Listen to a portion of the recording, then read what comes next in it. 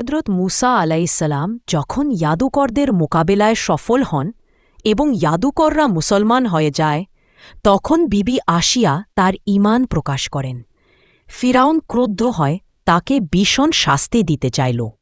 কতক বর্ণনায় আছে, ফিরাউন তার 4 হাত পায়ে পেরেক মেরে বুকের উপর ভারী পাথর রেখে দিল, যাতে তিনি নড়াচড়া পর্যন্ত না করতে পারেন। এ অবস্থায় তিনি আল্লাহ তাআলার কাছে দোয়া করেন।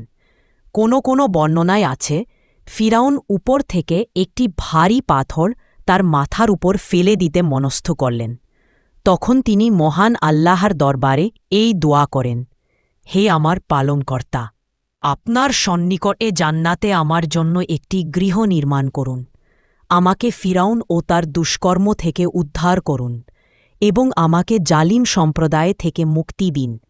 ফলে আল্লাহ তাআলা তার আত্মা কবজ করে নেন এবং পাথরটি নিষ্প্রাণ দেহের উপর পতিত হয়।